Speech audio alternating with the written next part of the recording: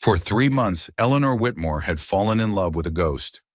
Every letter that arrived at her boarding house in Chicago bore the careful handwriting of Thomas Mackenzie, a successful rancher from Colorado who wrote like a poet and loved like a gentleman.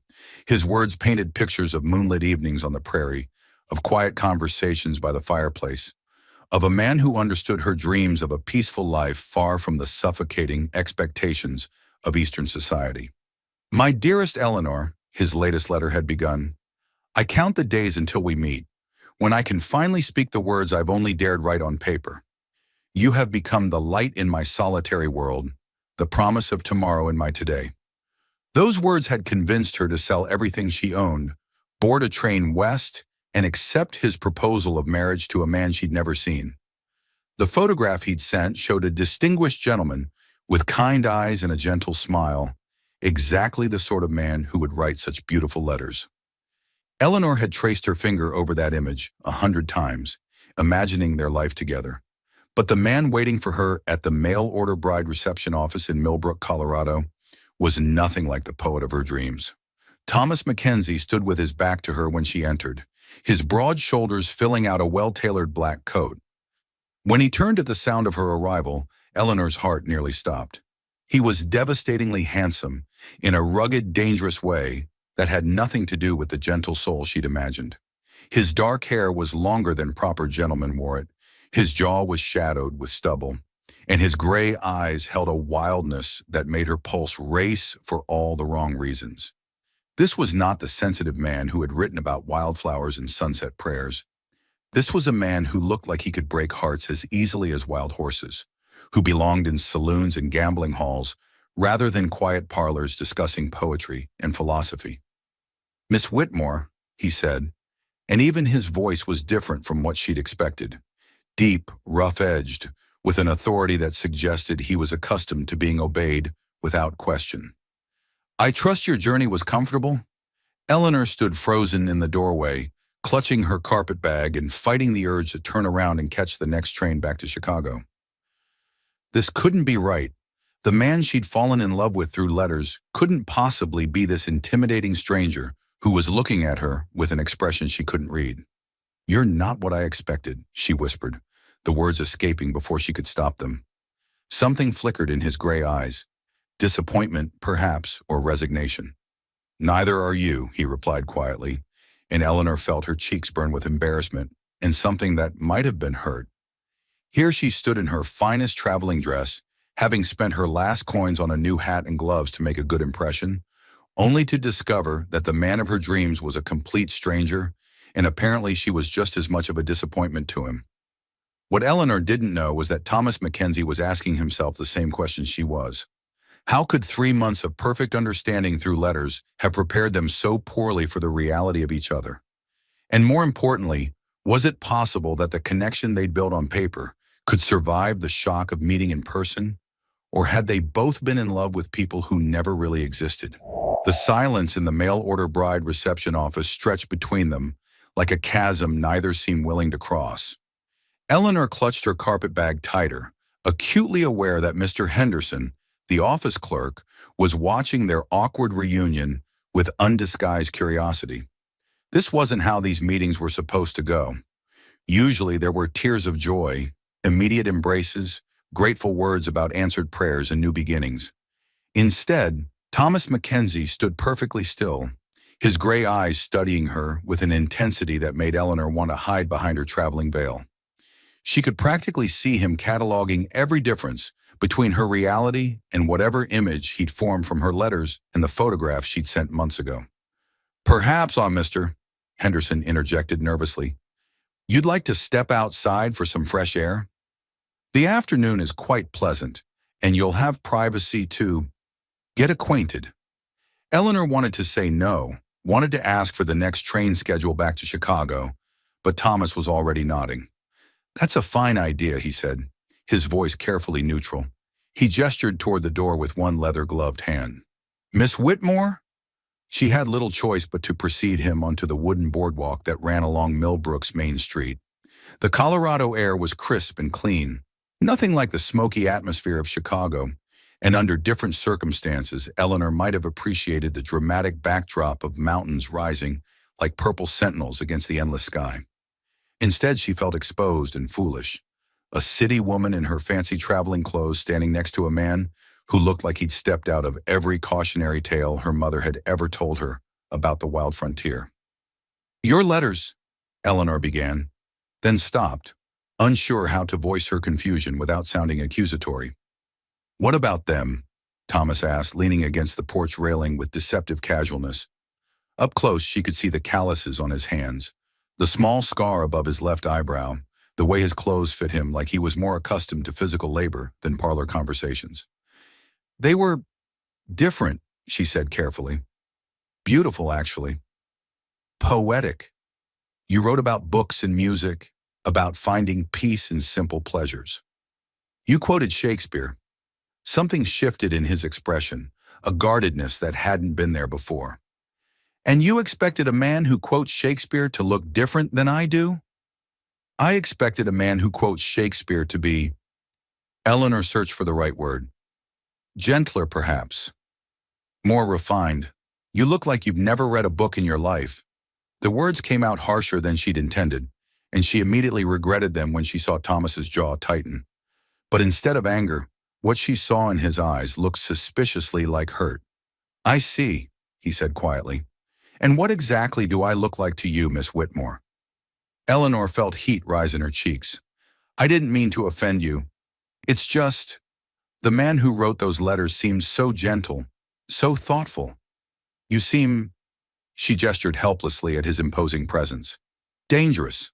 To her surprise, Thomas laughed, though there was no humor in the sound. "Dangerous? Well, I suppose that's honest at least." He straightened, no longer leaning against the railing, and Eleanor was struck again by his height, the breadth of his shoulders, the way he moved with unconscious confidence. "Would it help if I told you I didn't write those letters?" Eleanor's stomach dropped. "What?" "Oh, I signed them," Thomas said, his voice taking on a bitter edge. "Every single one. But I didn't write them. My business partner, James Whitfield, has a way with words that I've never possessed. He thought if I had help expressing myself, I might have better luck finding a suitable wife."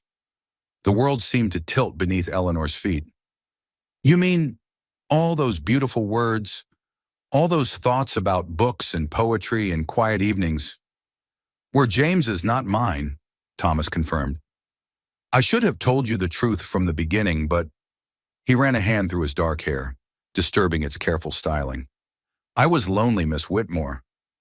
Lonelier than I'd ever imagined possible. And when your letters started arriving, so full of intelligence and warmth and genuine feeling, I convinced myself that maybe it didn't matter who actually put the words on paper, as long as the sentiment behind them was real." Eleanor stared at him, feeling like everything she thought she knew about the past 3 months was crumbling around her. "So you lied to me."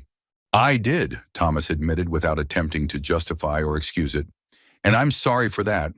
But I need you to understand something. Every feeling I expressed in those letters, even if I didn't have the words to express them properly myself, was genuine. When you wrote about wanting a quiet life, about feeling trapped by society's expectations, about dreaming of a place where you could be yourself without apology, those things resonated with me in ways I couldn't begin to articulate." "But you had James articulate them for you," Eleanor said, and she could hear the betrayal in her own voice. "Yes," Thomas said simply. "I did." Eleanor turned away from him, staring out at the dusty street where a few townspeople were going about their afternoon business, apparently oblivious to the drama unfolding on the mail-order bride reception porch. She felt like a fool. For 3 months, she'd been falling in love with a fiction, a carefully constructed image designed to win her affections under false pretenses. "Why didn't you just hire an actress?" she asked bitterly. "It would have been more honest than this elaborate charade."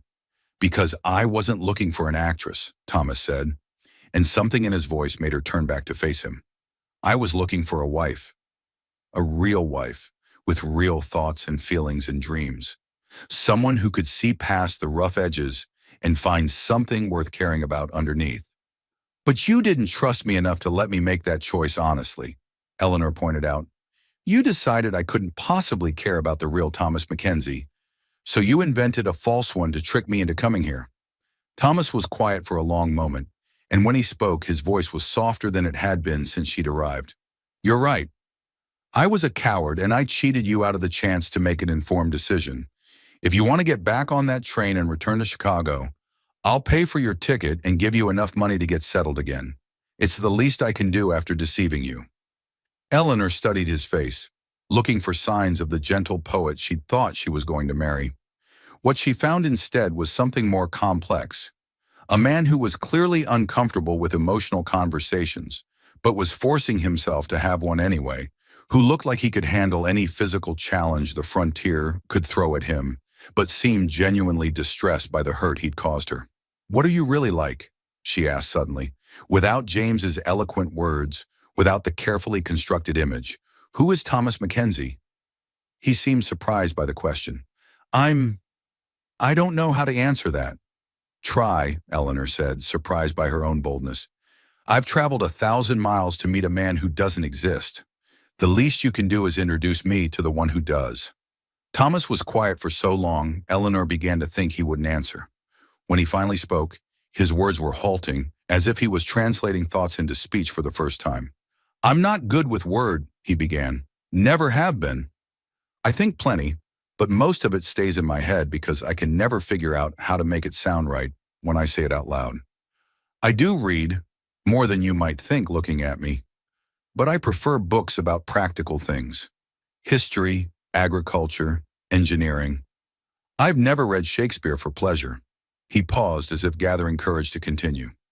I built my ranch from nothing, worked 16-hour days for 5 years to make it profitable. I'm good with horses, good with cattle, good with anything that requires more muscle than conversation. I've never been to the opera, don't know how to dance properly, and the last time I tried to discuss poetry with someone, they looked at me like I was speaking a foreign language. Eleanor found herself listening with growing fascination. This was more honest than anything James Whitfield had written in those beautiful letters. I'm not romantic in the way James made me seem, Thomas continued. I don't think about moonlight and wildflowers.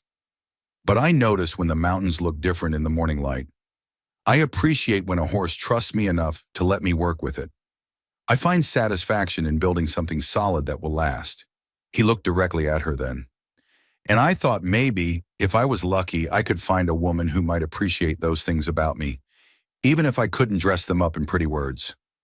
Eleanor felt something shift inside her chest. Why didn't you just say that in your letters? Why did you think you needed James's help? Because women like you don't usually look twice at men like me, Thomas said with brutal honesty. Beautiful, educated, sophisticated women from good families. They want refinement, culture, romance, not calloused hands and awkward conversation and a man who's more comfortable in a barn than a parlor. The simple directness of his words hit Eleanor harder than any of James's flowery prose ever had. She saw now what Thomas couldn't see about himself, that his honesty was more attractive than any amount of borrowed eloquence, that his genuine awkwardness was more endearing than practiced charm. Thomas, she said, and his name felt different on her tongue now that she was speaking to the real man instead of the fictional one. What if you're wrong? What if what I was really responding to in those letters wasn't the poetry, but the sincerity behind it? What if I came here not because I fell in love with James's words, but because I fell in love with the heart that was trying so hard to express itself through them? For the first time since she'd arrived, Thomas Mackenzie smiled. Really smiled, not the careful, polite expression he'd been wearing. It transformed his entire face, making him look younger and far less intimidating. Are you saying you might be willing to give the real me a chance, Miss Whitmore? He asked, and Eleanor could hear hope creeping into his voice despite his obvious efforts to contain it. Eleanor looked at this man who had deceived her, but was now offering her complete honesty, who was rough around the edges, but was trying so hard to do right by her. Maybe the connection she'd felt through those letters hadn't been entirely false after all. Maybe it was possible to build something real from the ashes of their mutual disappointment. I'm saying, Eleanor replied, surprising herself with her own boldness, that I'd like to get to know Thomas Mackenzie, the real one, And maybe you'd like to get to know the real Eleanor Whitmore, too. The walk through Millbrook's dusty streets felt different now that Eleanor knew she was walking beside the real Thomas Mackenzie instead of the phantom poet from her letters. He moved with purposeful strides that spoke of a man accustomed to having places to be and things to accomplish. But he kept glancing at her as if checking to make sure she was still there, still willing to give this impossible situation a chance. "Where are we going?" Eleanor asked, lifting her skirt slightly to avoid the worst of the dust that seemed to coat everything in this frontier town. "My ranch is about 3 miles outside of town," Thomas said, then seemed to realize how that might sound to a proper Eastern lady. "I thought, that is, if you're comfortable with it, you could see the place before you decide whether to stay or catch the next train back to civilization." The hesitancy in his voice was so different from the confident authority she'd heard when he'd first spoken to her in the office. This uncertainty, this obvious desire for her approval, was somehow more endearing than all of James Whitfield's carefully crafted romantic declarations. "I'd like that," Eleanor said, and was rewarded with another of those genuine smiles that transformed Thomas's entire face. He helped her up into a sturdy wagon that had clearly been scrubbed clean for the occasion, though no amount of cleaning could disguise its purely functional nature. This wasn't a gentleman's carriage designed for leisurely drives in the park. This was a working man's vehicle, built for hauling supplies and weathering hard use. As they drove away from town, the vast openness of the Colorado landscape stretched out around them in every direction. Eleanor had thought she was prepared for the West after seeing illustrations in books and magazines, but the reality was overwhelming. The sky seemed impossibly huge, an endless dome of blue that made her feel simultaneously insignificant and strangely liberated. "It's beautiful," she said, and meant it. Thomas glanced at her with surprise. "Really? Most women from back east find it harsh, empty, uncivilized." "It's all of those things," Eleanor agreed, "but there's something magnificent about it too. All this space to breathe, to think, to be yourself without worrying about what the neighbors might say." She looked at him curiously. "Is that why you came here? To escape the expectations of civilization?" "Partly," Thomas admitted. "After the war, I couldn't seem to fit back into the life everyone expected me to resume. The idea of sitting behind a desk in some office, making polite conversation at dinner parties, pretending that everything was fine when I could still hear cannon fire in my dreams. It felt like a kind of death." This was the most personal thing he'd shared with her, and Eleanor could hear the cost of that honesty in his carefully controlled voice. "You fought in the war?" 3 years with the Union cavalry," Thomas said. "Saw more than any man should have to see. Did things I'm not proud of because they needed doing. When it was over, I took my discharge pay and headed west. Figured out here a man could start over, build something new instead of trying to pretend the old world still made sense." Eleanor nodded slowly, beginning to understand some of the shadows she glimpsed in his gray eyes. "And did you start over?" "I built the ranch," Thomas said. "Made it profitable, earned the respect of my neighbors, created something solid and lasting. But starting over." He was quiet for a moment. "You can't really start over, Miss Whitmore. You can only decide what to do with who you've become." The honesty of his words struck Eleanor deeply. In her letters, she'd written about wanting to escape the suffocating expectations of her life in Chicago, but she'd never really examined what she was running from or what she hoped to find. "What about you?" Thomas asked. "What made a refined lady from Chicago decide to answer a stranger's advertisement for a wife?" Eleanor considered lying, giving him the sanitized version of her story that she'd rehearsed during the long train ride west. But Thomas had offered her painful honesty about his war experiences and his deception with the letters. She owed him the same. "Because I was dying," she said quietly. "Not literally, but slowly, piece by piece. My father died 2 years ago, leaving debts that ate up most of what little we had. My mother remarried within 6 months to a man who made it clear that my continued presence in his house was an unwelcome burden. I was facing the choice between becoming a governess to some wealthy family's spoiled children or accepting a marriage proposal from Mr. Cornelius Hartwell, a man 3 times my age who collected young wives the way other men collect hunting trophies." Thomas's hands tightened on the reins, but he said nothing, letting her continue. Your letters arrived just as I was beginning to think those were my only options, Eleanor continued. The man who wrote them seemed to offer something I'd never dared hope for. A partnership instead of a prison sentence. A chance to be valued for my thoughts and dreams instead of just my ability to produce heirs or manage a household. And instead, you got a roughneck rancher who can't string two romantic sentences together, Thomas said with self-deprecating humor. No, Eleanor said, surprising them both with her vehemence. Instead, I got a man who's honest about his limitations, who built something worthwhile with his own hands, who treats me like I have a brain in my head instead of just a pretty face to ornament his drawing room. Thomas turned to stare at her so intently that the wagon drifted slightly off the rutted road before he caught himself and corrected their course. You think I'm honest? More honest than any man I've ever met, Eleanor said. Yes, you deceived me about the letters, but when I confronted you, you didn't make excuses or try to justify it. You told me the truth, even though it made you look bad. Do you have any idea how rare that is? Something in Thomas's expression shifted, a walls coming down look that made Eleanor's heart skip unexpectedly. Most people see honesty as a character flaw out here. They say I'm too blunt, too direct, that I don't know how to play the social games that make life pleasant. Maybe, Eleanor said, I'm tired of social games. They were approaching the ranch now, and Eleanor could see Thomas watching her face anxiously as he waited for her reaction to his life's work. The main house was modest but well built, a sturdy wooden structure that looked like it could weather any storm the frontier might throw at it. The barn was larger and newer, clearly where Thomas had invested most of his resources. Cattle grazed in fenced pastures that stretched toward the mountains, and she could see several horses in a corral near the barn. It's not fancy, Thomas said almost apologetically.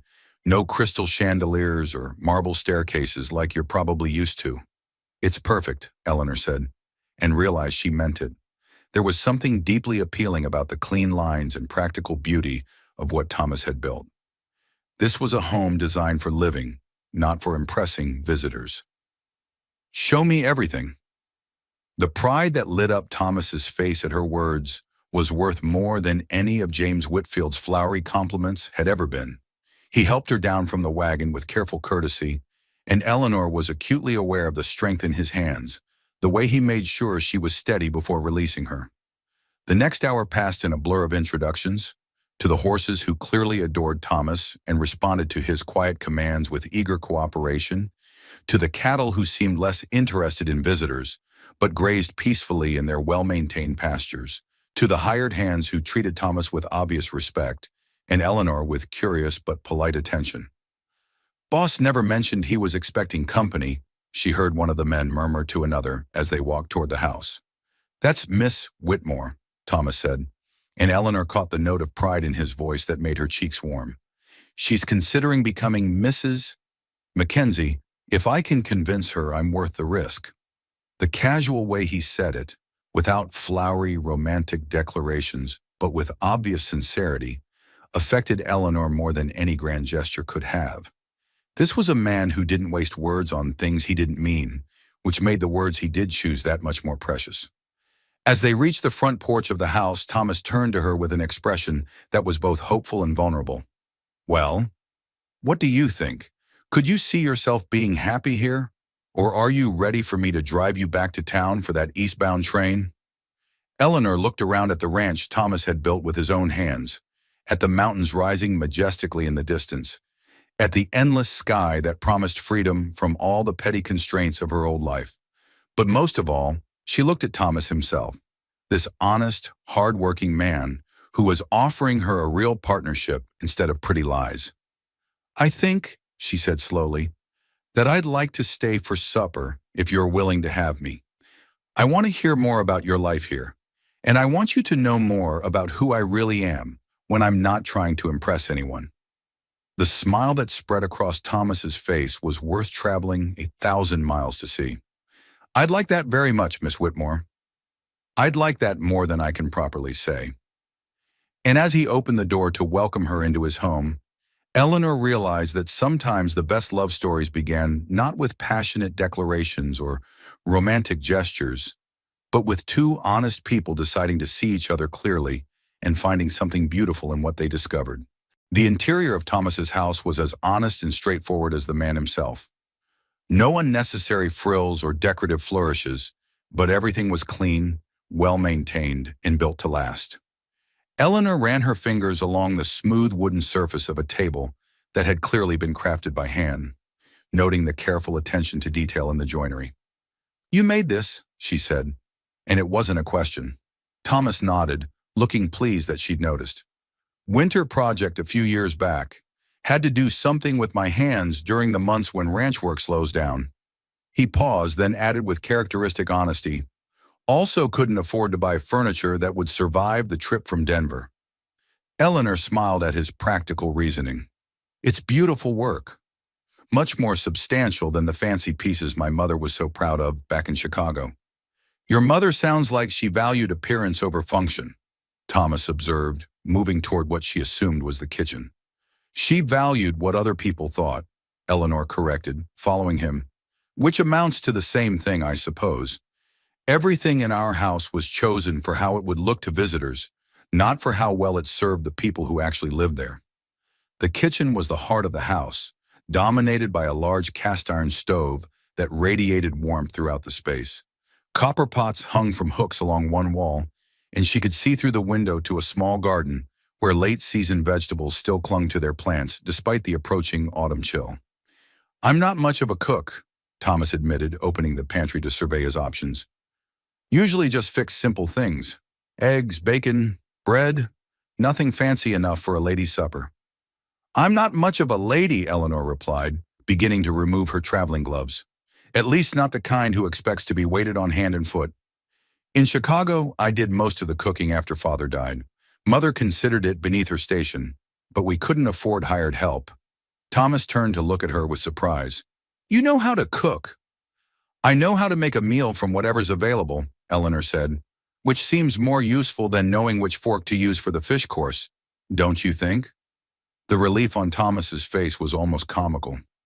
"I was worried you might expect the kind of elaborate meals James described in his letters.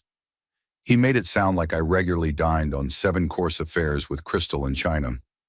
Eleanor laughed, and the sound seemed to surprise them both with its genuine warmth. "James has quite an imagination. What do you actually eat for supper?" "Whatever's practical," Thomas said. "Tonight I was planning on fried ham, eggs from the chickens, biscuits if I felt ambitious." "That sounds perfect," Eleanor said, and meant it. "But let me help. It seems only fair since I'm the unexpected guest." They worked together in the kitchen with an ease that surprised them both. Eleanor had expected awkwardness, the careful politeness of strangers trying not to step on each other's toes. Instead, she found herself moving around Thomas with natural efficiency, as if they'd been cooking together for months instead of meeting for the first time just hours ago. "Pass me that bowl," she said, and Thomas handed it to her before she'd finished asking.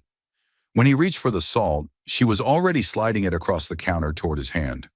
It was a small thing, but somehow significant. This wordless cooperation that spoke of compatibility on a level deeper than romantic poetry. "You're different than I expected," Thomas said as they sat down to eat at his handmade table. "Different how?" Eleanor asked, serving herself from the simple but well-prepared meal they'd created together. "Easier," Thomas said, then seemed to realize how that sounded. "I don't mean easy in the improper sense. I mean comfortable, natural, like you belong here instead of just visiting from another world." Eleanor felt warmth spread through her chest at his words. "Maybe because I feel like I do belong here. More than I ever belonged in my mother's parlor, pretending to be fascinated by gossip about people I barely knew." "What did you do with your time in Chicago?" Thomas asked. "Besides cooking and managing the household finances, I mean." Eleanor hesitated, then decided to trust him with the truth. "I read. Everything I could get my hands on. History, philosophy, even some scientific journals when I could find them. Mother thought it was unnatural for a woman to be so interested in learning, but it was the only thing that kept me from going mad with boredom." Thomas set down his fork and stared at her. "You read scientific journals?" "When I could find them," Eleanor admitted. "There was a lending library near the boarding house where we lived after Father died. The librarian was kind enough to let me borrow books that were supposedly meant for university students. What kind of scientific journals? Thomas pressed, and Eleanor could see genuine interest in his eyes, not the patronizing amusement she'd grown accustomed to from men who thought a woman's intellectual curiosity was a charming quirk to be indulged. Agricultural science mostly, she said. Soil management, crop rotation, breeding techniques for livestock. I found it fascinating how much thought and planning went into successful farming. She looked around at his well-organized kitchen, at the view of his thriving ranch through the window. I suppose that seems irrelevant now, but I genuinely enjoyed learning about it. Thomas leaned back in his chair, studying her with an expression she couldn't quite read. Eleanor, do you have any idea how much those journals cost? Or how hard they are to find outside of agricultural colleges? I know they were expensive, she said. The librarian mentioned that the subscription was a gift from a patron who thought knowledge should be available to anyone willing to seek it out. And you actually understood what you were reading? The technical terminology, the scientific principles? Eleanor felt heat rise in her cheeks. Are you testing me to see if I'm lying about my interests? No, Thomas said quickly. I'm trying to understand how I got so lucky. At her confused expression, he continued, Eleanor, I've been struggling with soil drainage problems in my north pasture for 2 years. I've tried everything I can think of, consulted with other ranchers, even wrote to the Agricultural Extension Office in Denver. What would you recommend for clay soil that retains too much water but still needs to support grazing? Eleanor blinked, taken aback by the sudden shift from personal conversation to technical consultation. Well, that would depend on the slope of the land and the existing drainage patterns, but generally speaking, she found herself warming to the subject, explaining the principles of drainage systems and soil amendment techniques she'd read about in those precious journals. Thomas listened with the focused attention of a man who understood that good advice was worth its weight in gold, asking intelligent follow-up questions and nodding when her suggestions aligned with his own observations. When she finished, he was looking at her with something approaching awe. James's letters never mentioned that you were brilliant, he said simply. I'm not brilliant, Eleanor protested. I just like to learn things. Same thing, in my experience, Thomas said. Eleanor, do you understand what you've just described to me? A drainage system that could reclaim 20 acres of pasture land and increase my carrying capacity by nearly 30%. If your suggestions work, they could add significant value to this ranch. If they work, Eleanor said cautiously, I've never actually implemented any of these techniques myself. I've only read about them. But you understood the principles well enough to adapt them to a specific situation you've never seen before, Thomas pointed out. That's not just book learning, Eleanor. That's genuine understanding. The admiration in his voice made Eleanor feel something she'd never experienced before. The intoxicating sensation of being valued for her mind rather than tolerated despite it. In Chicago, her intellectual interests had been seen as obstacles to overcome, character flaws that made her less marriageable. Here, sitting in Thomas Mackenzie's kitchen, they were assets that could contribute to their shared future. You really think my ideas might work? She asked. I think your ideas are exactly what I've been looking for, Thomas said, and something in his tone suggested he wasn't talking only about drainage systems. Eleanor, I need to ask you something, and I want you to be completely honest with me. She nodded, waiting. If you stayed here, if we went through with this marriage, would you want to be a real partner in running this ranch? Not just keeping house and having babies, though I hope we'd have children eventually, but actually participating in the decisions that affect our livelihood? Eleanor's heart began beating faster. You would want that? A wife who had opinions about business matters? I would want a wife who could help me make better decisions, Thomas said. Someone who could see problems I might miss, suggest solutions I might not think of. Someone who would be as invested in our success as I am, because it would be our success, not just mine. The picture he was painting, a true partnership, a marriage of minds as well as hearts, was so different from anything Eleanor had ever imagined possible that she felt tears prick at the corners of her eyes. Yes, she whispered. Yes, I would want that very much. Thomas reached across the table and covered her hand with his. The contact was warm and strong and somehow both comforting and exciting at the same time. Then stay, Eleanor. Not because you have nowhere else to go, not because it's practical, but because we could build something together that's better than anything either of us could create alone. Looking into his honest gray eyes, feeling the callous strength of his hand over hers, Eleanor realized that she'd found something she hadn't even known she was looking for. Not the romantic fantasy from those borrowed letters, but something real and solid and infinitely more valuable. A man who saw her clearly and wanted her exactly as she was. "All right, Thomas Mackenzie," she said, turning her hand palm up to clasp his fingers in return. "Let's build something together." Eleanor woke the next morning in Thomas's guest bedroom to the sound of activity in the kitchen below.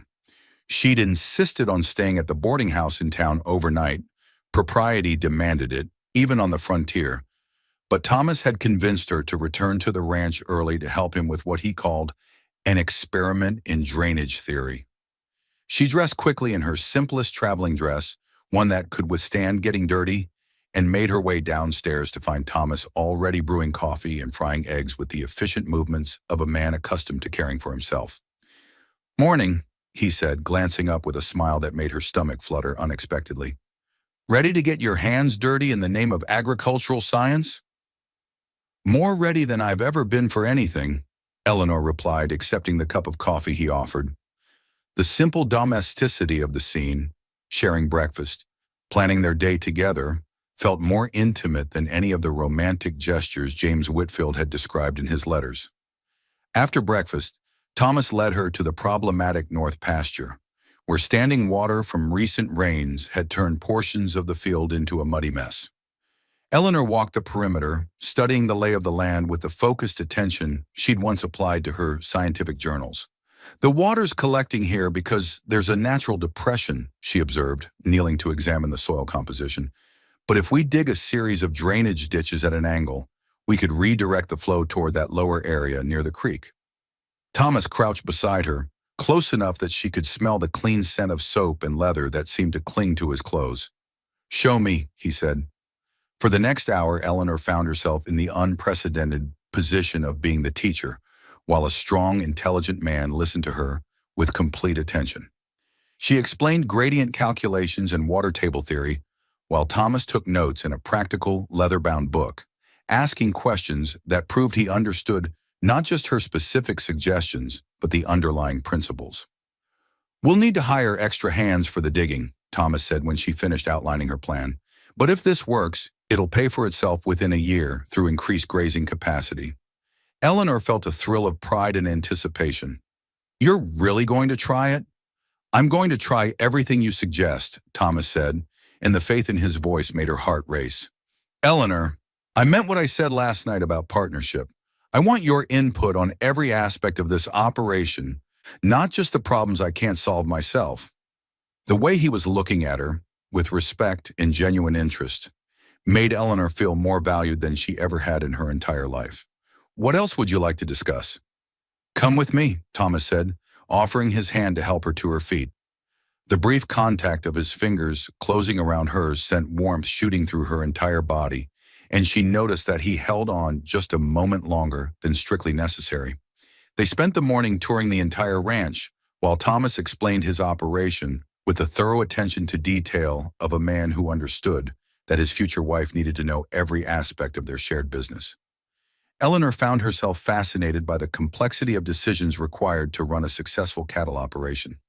When to sell, which animals to keep for breeding, how to balance immediate profits with long-term sustainability.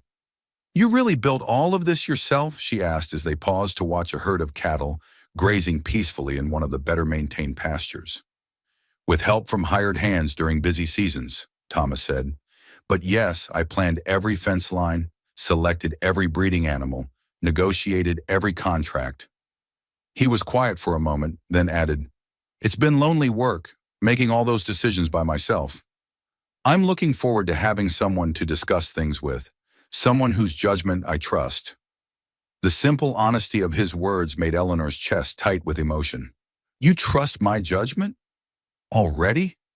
You spotted a solution to a problem that's been costing me money for 2 years," Thomas pointed out, And you did it in less time than it took me to finish my morning coffee. Yes, Eleanor, I trust your judgment. They were standing close together at the fence rail, and Eleanor became acutely aware of Thomas's physical presence beside her. He was so much larger than she was, his shoulders broad enough to block the sun, his hands strong and capable as they rested on the wooden fence. But instead of feeling intimidated by his size and strength, she felt protected, cherished in a way that had nothing to do with helpless femininity and everything to do with being valued as a person. Thomas, she said quietly, I need to tell you something, and I'm not sure how you'll react. He turned to face her fully, giving her his complete attention. Tell me. Eleanor took a deep breath, gathering her courage. The truth is, I didn't just come west to escape a bad situation in Chicago. I came because I was hoping to find something I'd never had before. A man who would see me as an equal partner instead of a decorative accessory or a broodmare for producing heirs. And, Thomas prompted when she hesitated, and I think I've found that with you, Eleanor said, her voice barely above a whisper. The way you listen to my ideas, the way you're willing to implement my suggestions, the way you talk about our future as something we'll build together, it's everything I dreamed of, but never thought was possible. Thomas was quiet for a long moment, studying her face with an intensity that made her want to look away. When he finally spoke, his voice was rougher than usual. Eleanor, I need you to understand something. I'm not offering you partnership just because I think it's the modern thing to do, or because I want to seem progressive. I'm offering it because I think you're brilliant, and I'd be a fool not to take advantage of having a brilliant partner. The word brilliant, spoken in his deep voice, made Eleanor feel things she'd never experienced before, a heady combination of intellectual pride and feminine awareness that left her slightly breathless. I'm not brilliant, she protested weakly. You are, Thomas said firmly. And what's more, you're brave enough to use your intelligence instead of hiding it to make other people comfortable. Do you know how rare that is? Before Eleanor could respond, Thomas stepped closer, close enough that she had to tilt her head back to maintain eye contact. I want to ask you something, and I want you to think carefully before you answer. Eleanor nodded, not trusting her voice. Are you willing to marry me not because it's practical or convenient, but because you think we could be happy together? Because you think we could build something that would make both of us better than we are separately? The question hung between them in the crisp morning air. Eleanor looked into Thomas's honest gray eyes and realized that somewhere between his awkward confession about the letters and this moment of perfect understanding, she had started falling in love with him. Not the romantic infatuation she'd felt for James Whitfield's borrowed words, but something deeper and more real, genuine affection and respect for the man Thomas Mackenzie actually was. Yes, she said simply, I think we could be very happy together. Thomas's smile was like sunrise breaking over the mountains. Then will you marry me, Eleanor Whitmore? Will you be my wife and my partner and help me turn this ranch into something we can both be proud of? Yes, Thomas Mackenzie, Eleanor said, reaching up to touch his face with gentle fingers. I will marry you, and I will be the best partner you could ask for. When Thomas bent his head to kiss her, Eleanor felt like every disappointing experience in her past had led her to this perfect moment. His lips were warm and careful against hers, asking rather than demanding, and she found herself kissing him back with a passion that surprised them both. When they finally broke apart, both breathing hard, Thomas rested his forehead against hers. I should probably mention that I've never been married before, he said with characteristic honesty. I'm not entirely sure what I'm doing. Eleanor laughed, feeling giddy with happiness and possibility. Neither am I, but I think we'll figure it out together. Together, Thomas agreed, and the words sounded like a promise that would last a lifetime. As they walked back toward the house hand in hand, Eleanor realized that she'd found something infinitely more valuable than the romantic fantasy she'd come west seeking. She'd found a real man who saw her clearly, valued her completely, and wanted to build a future based on mutual respect and genuine affection. It wasn't the love story she'd imagined, but it was so much better than anything she could have dreamed. And as Thomas squeezed her hand gently, she knew that their best adventures were just beginning. News of Thomas Mackenzie's engagement to the mail-order bride from Chicago spread through Millbrook faster than wildfire in dry grass. By the time Eleanor returned to town that afternoon to collect her belongings from the boarding house, she could feel curious eyes following her every move down Main Street. "Miss Whitmore," called Mrs. Patterson, the banker's wife and undisputed social authority of Millbrook, intercepting Eleanor before she could reach the boarding house steps. "I do hope you'll allow me to welcome you properly to our little community." Eleanor recognized the tone, honeyed politeness wrapped around a core of steel. She'd heard it often enough from Chicago society matrons to know she was about to be interrogated under the guise of neighborly interest. "That's very kind of you, Mrs. Patterson," Eleanor replied with equal sweetness. "I understand congratulations are in order," Mrs. Patterson continued, her sharp eyes taking in every detail of Eleanor's appearance. "Thomas Mackenzie is quite the catch. Such a successful ranch, and so very—" She paused delicately. "Masculine. Quite different from the sort of gentleman you must be accustomed to back east." The implication was clear. Eleanor was either very fortunate or very desperate to settle for a rough frontiersman. "Mr. Mackenzie is exactly the sort of gentleman I was hoping to find," Eleanor replied calmly. "Honest, hardworking, and intelligent. All the qualities that matter in a husband." Mrs. Patterson's eyebrows rose slightly. "How refreshingly practical of you, dear. And how quickly you've made your decision. Why, you only arrived yesterday, didn't you? Some might say it's rather hasty." "Some might say that when you recognize genuine compatibility, there's no point in wasting time on unnecessary delays," Eleanor countered, her smile never wavering. The older woman studied her for a moment, clearly reassessing her initial impression. "Well," she said finally, "Thomas certainly seems animated since your arrival. I don't believe I've ever seen him smile so much in public." "Perhaps he simply needed something to smile about," Eleanor suggested. "Indeed." Mrs. Patterson's expression softened slightly. "You know, my dear, a successful marriage in a place like this requires more than just personal compatibility. A rancher's wife needs to understand the community, the social obligations, the delicate balance of relationships that keeps everything running smoothly." Eleanor recognized the olive branch for what it was. "I would very much appreciate any guidance you could offer, Mrs. Patterson. I want to be an asset to both my husband and the community." "Splendid," Mrs. Patterson said, looking genuinely pleased. "Then you must allow me to host a small tea party in your honor. Nothing elaborate, just a few of the other ladies so you can become properly acquainted before the wedding." As Eleanor accepted the invitation and listened to Mrs. Patterson's plans, she caught sight of a familiar figure approaching from the direction of the saloon. James Whitfield walked with the confident stride of a man who believed his charm opened every door, his clothes more fashionable than practical, his smile practiced and automatic. "Ladies," he said, tipping his hat with theatrical flourish, "what a delightful picture you make on this lovely afternoon." Mrs. Patterson preened slightly at the compliment, but Eleanor felt an immediate wariness.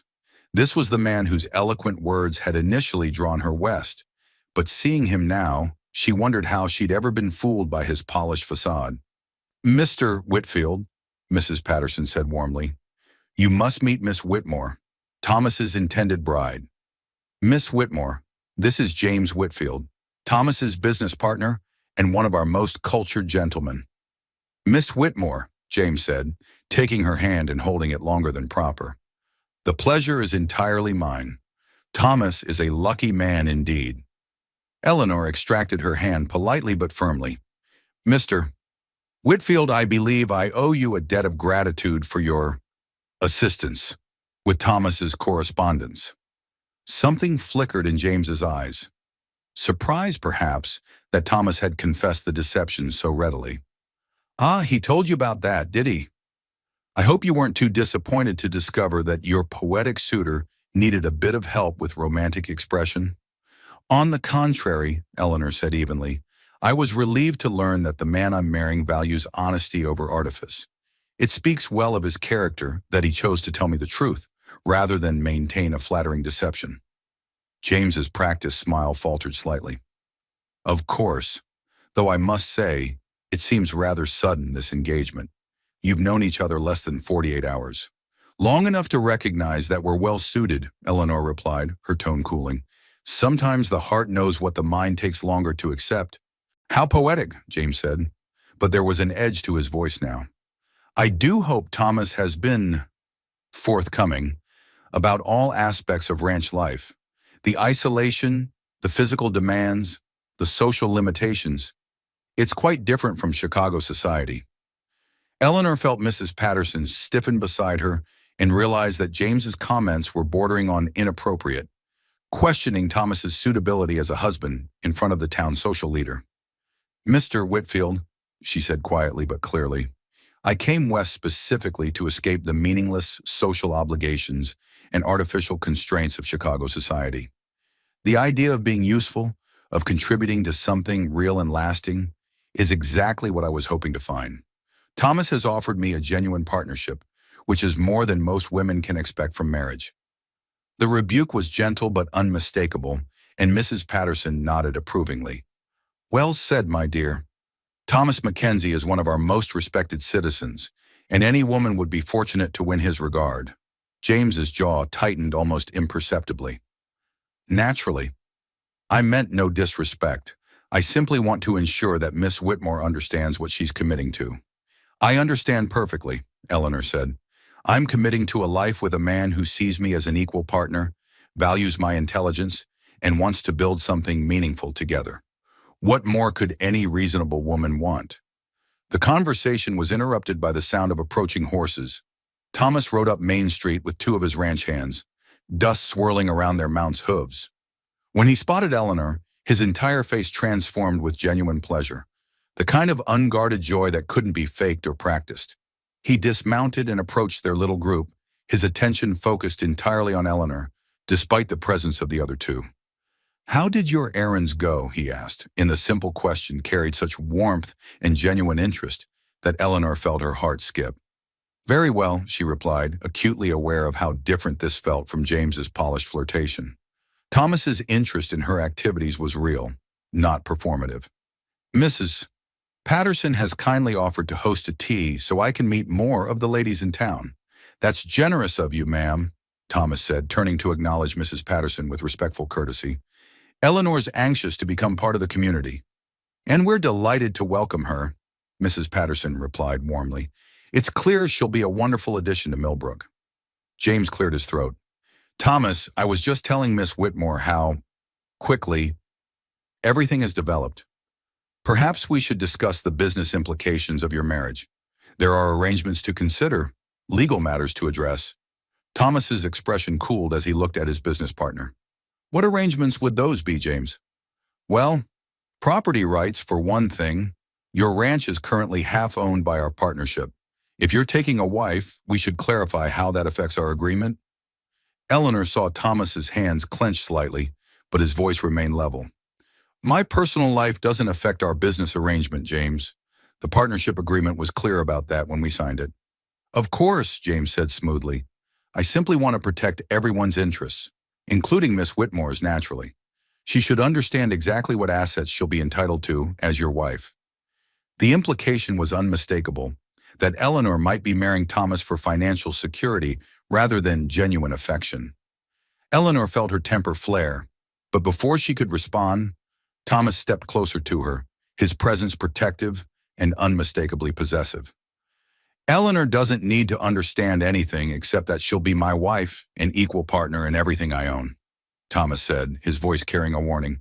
If you have concerns about our business arrangement, we can discuss them privately. But don't insult my fiancée by suggesting she has mercenary motives. The tension between the two men was palpable, and Eleanor realized there were undercurrents to their partnership that she didn't fully understand. But Thomas's defense of her, his immediate assumption that her motives were pure, touched her deeply. Gentlemen, Mrs. Patterson interjected smoothly, perhaps this isn't the appropriate venue for business discussions. Miss Whitmore, shall we finalize the arrangements for Saturday's tea? As they concluded their plans, Eleanor noticed James watching her with an expression she couldn't quite read. There was something calculating in his gaze, as if he were reassessing her potential threat to whatever plans he'd made for Thomas's future. When Mrs. Patterson finally took her leave and James departed with a curt nod, Thomas turned to Eleanor with concern clear in his gray eyes. "Are you all right?" he asked. "James can be intense when it comes to business matters." "I'm fine," Eleanor assured him. "But Thomas, is there something I should know about your partnership with him? Something that might complicate our marriage?" Thomas was quiet for a moment, clearly weighing how much to tell her. "James invested money in the ranch when I was starting out," he said finally, "in exchange for a percentage of the profits. It's been a good arrangement, but lately he's been pushing for changes I don't agree with. Nothing that affects you and me, but it might make things awkward occasionally." Eleanor nodded, understanding more than Thomas was saying.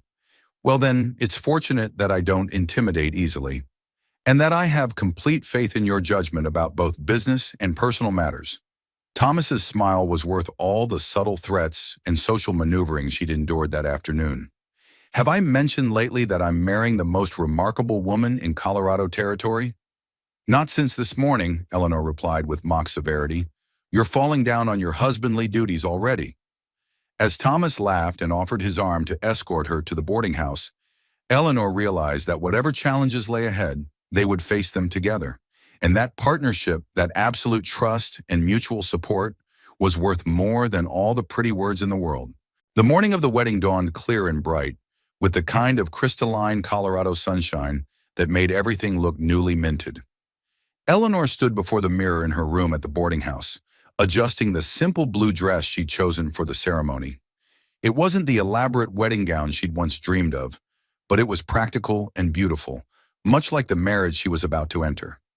Mrs. Patterson had insisted on helping her prepare, arriving early with a small bouquet of late-season wildflowers and a pearl necklace that had belonged to her own grandmother. "Something borrowed," she'd said with uncharacteristic warmth, "and something that connects you to the women who've made lives here before you." The gesture had moved Eleanor more than she'd expected. In just 1 week, she'd found more genuine acceptance in Millbrook than she'd experienced in years of Chicago society. "Are you nervous, dear?" Mrs. Patterson asked as she fastened the pearls around Eleanor's neck. "Excited," Eleanor corrected. "I feel like my real life is finally beginning." The church was fuller than Eleanor had anticipated when Thomas escorted her down the aisle. It seemed like half the territory had turned out to witness the marriage of the successful rancher to his mail-order bride. But Eleanor only had eyes for Thomas, handsome in his best suit, his usually unruly hair tamed for the occasion, his gray eyes holding promises she knew he would keep. Reverend Collins kept the ceremony simple and heartfelt, speaking about partnership and mutual respect in marriage with a wisdom that suggested he understood exactly what kind of union Thomas and Eleanor were creating. When it came time for vows, Thomas surprised everyone by setting aside the traditional words the Reverend had prepared. "Eleanor," he said, his voice carrying clearly through the small church, "I can't promise you poetry or fancy words, but I can promise you honesty, partnership, and a love that grows stronger every day. I promise to value your mind as much as your heart, to stand beside you in whatever challenges we face, and to build something with you that's better than anything either of us could create alone." Eleanor felt tears prick her eyes as she responded with vows of her own, promising to be his equal partner in all things, to contribute her strength to their shared future, and to love the man he actually was rather than any fantasy she might have imagined. When Reverend Collins pronounced them husband and wife, Thomas's kiss was gentle but sure, full of promise for their life together. The congregation erupted in applause and cheers that could probably be heard back at the ranch. The reception was held in the churchyard, with tables groaning under the weight of dishes contributed by nearly every family in the area. Eleanor found herself surrounded by well-wishers, ranchers' wives who welcomed her with genuine warmth, and businessmen who clearly respected Thomas's judgment in choosing her as his partner. "Mrs. Mackenzie," said Doc Henderson, approaching with a warm smile, "I understand you have some interesting ideas about soil management. I'd love to discuss them sometime. My own property has some drainage issues that sound similar to what Thomas described." "I'd be delighted to help however I can," Eleanor replied, feeling a thrill at being addressed as an expert rather than just a pretty decoration. The afternoon passed in a blur of congratulations, laughter, and the kind of community celebration that made Eleanor understand why Thomas had chosen to make his life here. These people valued substance over style, practical ability over social graces, and they'd clearly decided that Thomas's bride possessed the qualities that mattered most on the frontier. The only shadow on the perfect day was James Whitfield, who remained notably cool throughout the festivities. Eleanor caught him watching her and Thomas with an expression that made her uneasy, though she couldn't quite put her finger on why. Her concerns proved justified when James approached them as the celebration was winding down, his usual charming facade replaced by something harder and more calculating. "Thomas," he said without preamble, "we need to discuss the future of our partnership. Recent developments have made it clear that our goals are no longer aligned." Thomas's jaw tightened, but his voice remained level. "What developments would those be, James?" "Your marriage changes everything," James said bluntly. "You'll be focused on domestic concerns now, less willing to take the kinds of risks that made our operation profitable. I think it's time we dissolved our partnership and went our separate ways." Eleanor felt Thomas tense beside her, and she realized that James was forcing a confrontation at the worst possible moment. In public, at their wedding reception, when any response Thomas made would be witnessed by the entire community. "That's quite an ultimatum to deliver at a man's wedding," Thomas said quietly, but Eleanor could hear the steel beneath the calm words. "It's a business decision," James replied. "Nothing personal. I'm prepared to buy out your share of the partnership at fair market value, or you can buy out mine. Either way, I think a clean break is best for everyone involved." Eleanor saw the trap immediately. James was counting on Thomas being too honorable to cause a scene at his own wedding, too concerned about community opinion to defend himself effectively. It was manipulation of the subtlest kind, designed to force Thomas into a disadvantageous position when he couldn't respond with full honesty. But James had underestimated both Thomas's integrity and Eleanor's understanding of business tactics. "Mr. Whitfield," Eleanor said smoothly, stepping slightly forward, "how considerate of you to bring this up today, when Thomas can't possibly give such an important matter the attention it deserves. I'm sure when you have time to reflect, you'll realize that wedding receptions aren't really appropriate venues for dissolving business partnerships." James's eyes narrowed as he realized she was calling out his strategy. "I simply thought it was better to be direct about my intentions." "Direct, certainly," Eleanor agreed with a smile that didn't reach her eyes. "Though I can't help wondering why you're so eager to end what Thomas tells me has been a very profitable arrangement. Unless, of course, you have other opportunities that require your full attention." The question was innocent enough on the surface, but Eleanor had noticed James's expensive clothes, his frequent trips to Denver, his general lifestyle that seemed to require more income than his partnership with Thomas could reasonably provide.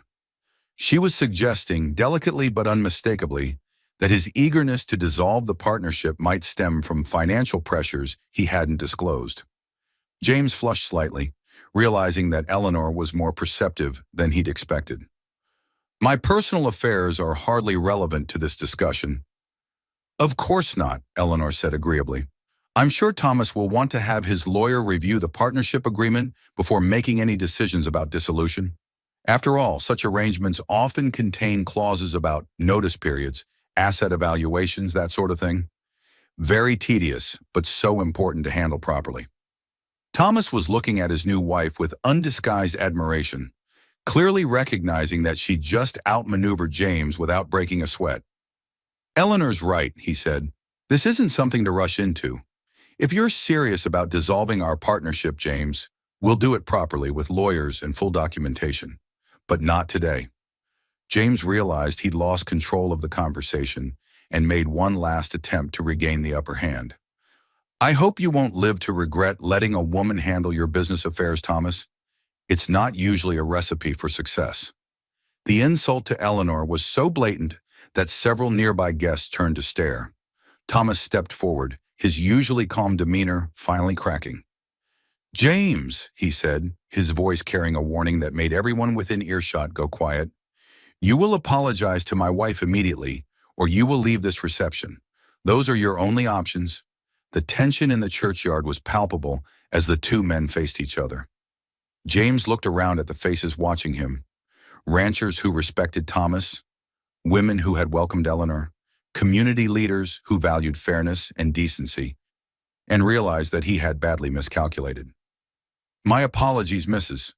Mackenzie," he said stiffly. "That was inappropriate." Eleanor inclined her head graciously. "Apology accepted, Mr. Whitfield. I'm sure the stress of business concerns sometimes makes us say things we don't mean." As James retreated, clearly defeated, Eleanor felt Thomas's arm slip around her waist in a gesture of support and pride. "Have I mentioned that I married the most remarkable woman in the territory?" he murmured in her ear. "You may have mentioned it," Eleanor replied with a smile, "but I don't mind hearing it again." Later that evening, as they stood together on the porch of their ranch house, their home, watching the sun set over the mountains, Eleanor marveled at how completely her life had changed in just 1 week. "No regrets?" Thomas asked, as if reading her thoughts. "Only that I waited so long to find you," Eleanor replied, leaning into his solid warmth. "I never imagined I could be this happy." "Neither did I," Thomas admitted. "I thought contentment was the best I could hope for." "I never expected joy." Eleanor turned in his arms to face him, seeing her own wonder and gratitude reflected in his eyes. "We're going to build something amazing together, aren't we?" "The best partnership the Colorado Territory has ever seen," Thomas agreed, bending to kiss her forehead with infinite tenderness. As the first stars appeared in the darkening sky, Eleanor realized that she'd found something infinitely more valuable than the romantic fantasy that had originally brought her west. She'd found a true partner, a man who valued her completely, and a love built on mutual respect and genuine affection. It wasn't the story she'd expected to write when she'd boarded that train in Chicago, but it was so much better than anything she could have imagined. And as Thomas led her inside their home to begin their married life together, Eleanor knew that their greatest adventures were just beginning. And so ends the remarkable tale of Eleanor and Thomas Mackenzie, a couple who discovered that the most beautiful love stories aren't always the ones that begin with poetry and passionate declarations, but rather with honesty, respect, and the courage to see each other clearly. What started as a deception, James Whitfield's borrowed words masquerading as Thomas's romantic soul, became the foundation for something infinitely more valuable. A marriage built on genuine partnership, mutual admiration, and the kind of deep understanding that comes from appreciating someone exactly as they are. Eleanor's journey from disappointed mail-order bride to respected ranch partner shows us that sometimes our greatest dreams come true in ways we never expected. She came west seeking a gentle poet but found something better, a strong, honest man who valued her intelligence as much as her beauty, who wanted her partnership as much as her love. Thomas's transformation from lonely bachelor to devoted husband reminds us that vulnerability and honesty are often more attractive than practiced charm. His willingness to confess his deception and reveal his true self proved more winning than any eloquent letter ever could have been. Their story celebrates the idea that real love isn't about finding someone who matches our fantasies, but about finding someone whose reality is even better than our dreams. Eleanor and Thomas built their marriage on shared goals, complementary strengths, and the unshakable foundation of seeing and accepting each other's authentic selves. Most importantly, their tale reminds us that the best partnerships are those where both people bring their whole selves, strengths and weaknesses, dreams and fears, practical skills and romantic hopes, to create something stronger together than either could achieve alone. If this story of unexpected love and genuine partnership touched your heart, don't forget to like this video and subscribe to Wild West Stories for more tales of courage, romance, and second chances from America's frontier days. Share your thoughts in the comments. Have you ever discovered that reality was better than your fantasies? What do you think makes a truly successful partnership?